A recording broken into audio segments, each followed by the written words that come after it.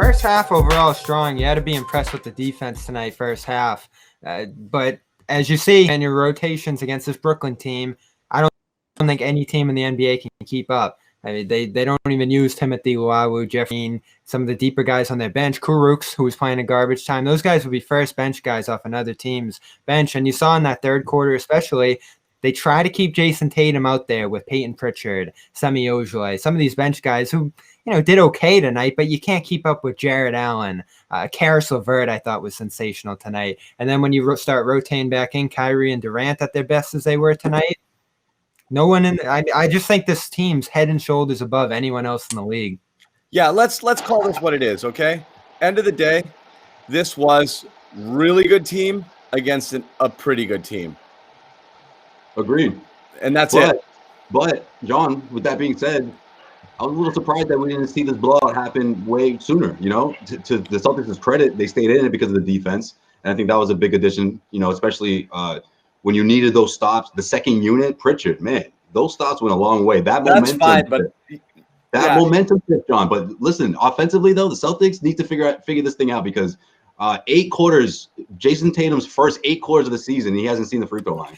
What's going on there? That's a huge What's going on there, guys? How does Semi Ojeleye have more free throws than not aggressive? He's not playing aggressive. We texted at the beginning of the game. This is driving me crazy. What does Jayson Tatum even start for? He doesn't. They don't run anything through him. He goes through the first 6-minute rotation every time without any points. Okay, and then he goes to the bench. They're only down 4. Tatum hadn't scored in the first quarter. It's unbelievable. This happens a ton.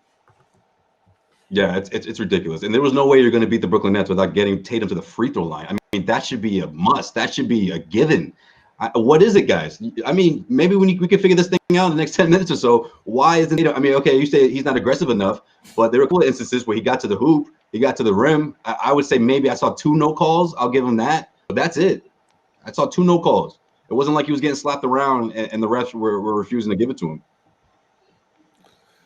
Yeah, it's I mean, we got to get into this in a minute because this is gonna be a problem. But apparently, the Tice seal is illegal, which means those are like. So I was gonna bring that up. That's like 10 points a game here for Tatum. I want to get into that because honestly, that was like the biggest development. If that Tice seal is gone.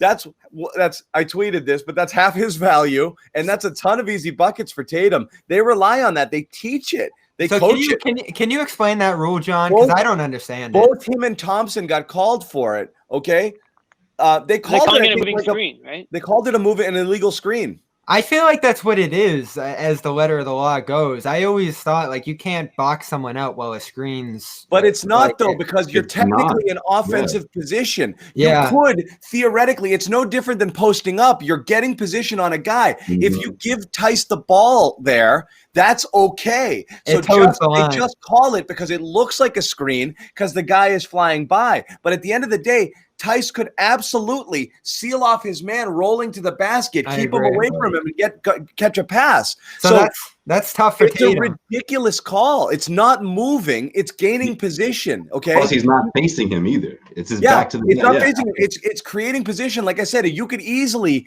dump that off to Tice and he gets a layup. That's good. That's good basketball. You've gained position on your guy. But somebody clearly, that to me screams of. Somebody whispered to the refs beforehand, hey, watch this. They do it a lot because they called it on Thompson and then they called it on Tice. And that's why Brad lost his mind in the very first quarter too. Fought that tech. He worked for it. He's like, nope, and he just yelled the whole time. That was just a really surprising just call. I think I have it. You guys want to watch it? Yeah. All right, I'm going to put it up on the screen here. Tice or Thompson? Okay, here it is. I'm going to put it up. Okay, so here we go.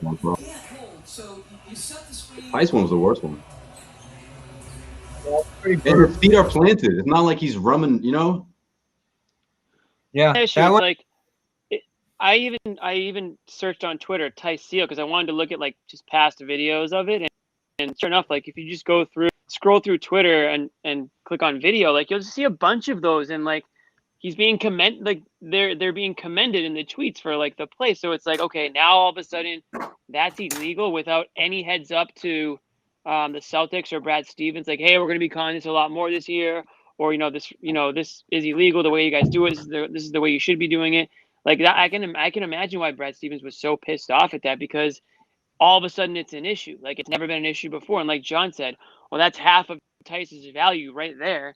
If you're going to all of a sudden that's against the rules, well, I mean, that's a huge, that changes everything on the way that they do things. So, And Kyrie, I mean, that's of going to all be a problem. people, knows exactly how big that is because he used to help him out a bit. those Maybe sort it of was deals, him. That was both of those were on Tatum drives, which is a killer right there. The Nets are smart. Well, no, I mean because he used to play. He knows the Celtics. Yeah. But that could easily be Kyrie being like, "Hey, the bigs get away with this stuff." Like I don't know, but that to me smacks of somebody. That's a classic. Someone keep an eye out for this because they called it twice early, which you'd never see. We assume someone did that on the other side. And if that's the case, it's just another example. This Nets team was pigeonholed, maybe rightfully so, for Kyrie, Durant's injury concerns, the coach. Well, it seems like all three of those have gone the other way with that group in a way that I'm not the biggest Nets fan in the world. I don't love those two players, but I've just been pushing them so hard because I feel like the perception against them has gone so far the other way into this year, where they were ranked 7th seed by some, and still, like, someone in the East is going to have to prove to me that they can touch this team. I don't think Philly can do it. I don't think Miami can do it the way it looks right now. Durant has to stay stable all year. It's a tight, condensed schedule, so that could be the one thing that worked against them. But if you're a Celtics fan coming out of this one, you're like, I see people in the comments trade for Harden. Oh, we got to pull the plug. Forget that. You're not in a better place than any other. Or, you're not in a worse place than any other East team. It's not. It's just, and I actually do think Miami absolutely can compete.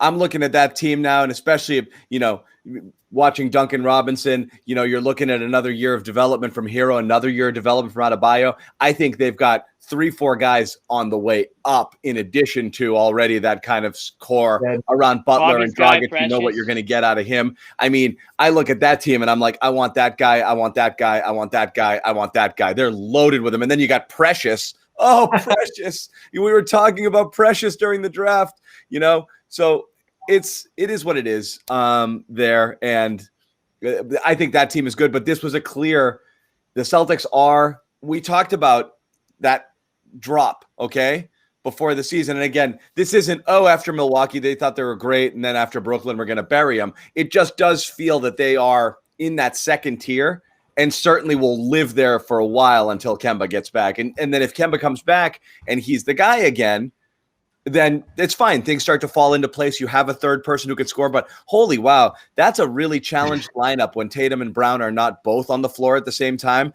That's really hard to get buckets for this team. Well, even Doris Burke pretty much said that. She was like, well, when, Tatum or Brown's out, it's like they're looking at Teague to be the guy who is going to sort of pick up the slack a little bit on That's offense. true, like, Jimmy. How'd Teague do today, man? He had a good game, right? Teague had a tough one today, but that's the problem with the Celtics team is like, okay, the stars came out to play today in Brooklyn, and that's great. And that they kind of made up for. Listen, the Nets have way more depth than the Celtics do, but you didn't really see a ton of that today. But when Kyrie and KD were out to start the fourth, you saw that depth come into play in that early fourth quarter for the Nets. They extended the lead on the Celtics in that fourth quarter, kind of put it out of range. And when you're the Celtics and Jayson Tatum and Jaylen Brown aren't combining for 60, there wasn't anybody else today, really. I mean, Marcus Smart had a couple, but there wasn't anybody else today that really stepped up. And that's unfortunately, I think, going to be the theme until Kemba Walker comes back. These guys just aren't deep enough past Jaylen Brown and Jayson Tatum to compete with the team. I mean, the Nets are an extreme example because they might be the best team in the East. But you can talk about the Heat. I mean, we're going to find out how they compare with the Pacers here. Some of the better teams, are they deep enough on the offensive end to go, basket for basket? I don't know. I mean, the better question sorry, go ahead. No, you can go. I was about to ramble, so I'm glad you cut me off. I was going to say, I think the better question to ask is, do the Celtics have the weapons to become a better offensive team, without Kemba? Okay, let's just forget about Kemba for a second, right? Remember when the season started, I said the Celtics need to go into the season and just go into it without thinking about Kemba's comeback, because it's going to take a while. It's going to take longer than I think any of us really realize at this point. But the offensive weapons that the Celtics have, whether we're talking about Jeff Teague, who of course showed you that he's not going to be able to put up 19 every single night. It looked great in the home opener, but we don't know what's going to happen moving forward. I do think he'll be a consistent scorer. But of course, today that wasn't happening. But to the Celtics' credit, though, the defense, that second unit kept them in it, and that game could have gotten away from him. The biggest reason why was Karis LeVert. Now, when Karis LeVert gets hot and he gets caught in a switch, Grant Williams gets caught in a switch and he's guarding LeVert at the top of the key, you have issues. That's a problem. And I think someone like Grant Williams, Brad Stevens has to find a way to make him more productive on offense because they're going to need all of those points. Wait, how do you make him more productive on offense? It's like saying, can you make him taller? Like, I mean, no, exactly, you are who you are. Yeah, but John, they are who they are.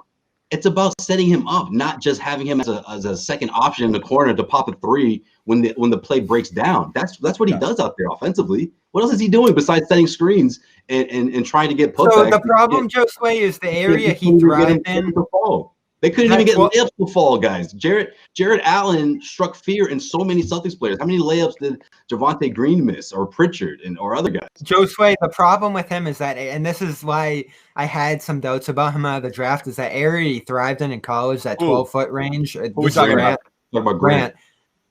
My problems with him is that he's undersized and he's undersized and slow. Like he was an elite post-up player in college, and that's just not available to him in the NBA. But this is another but we level. had to know that. Yeah, exactly. Of course. He's undersized and unathletic. I mean, yeah, was great in college too. You don't think he could be a poor man's Draymond Green? No, I do. Very poor. Very poor. We'll see. It'll take time. It'll take time. He's gonna have to. Yes. What I'm saying, Josue, is that what he did before isn't what he'll be great with now. Like, he's got to be able to adjust and change his game and grow in a different way. Face up, maybe beating guys off the dribble. Guys, if we're talking about the need for Grant Williams to develop as a key to this Celtics team, well, it's just one among many. Like we said this at the beginning of the year. Who else are we talking about here? Teague? Outside of Teague? Oh, now so there's no more Teague apology anymore. Listen. It's very interesting that Pritchard passed Teague on the depth chart in a game, you know? There's a reason I didn't apologize to you guys. Well, remember that, because you're going to have to apologize for this. How about Semi? Semi looked great. I'll apologize for Semi. No, I won't. I don't it's way too soon for that. Way too soon. Listen.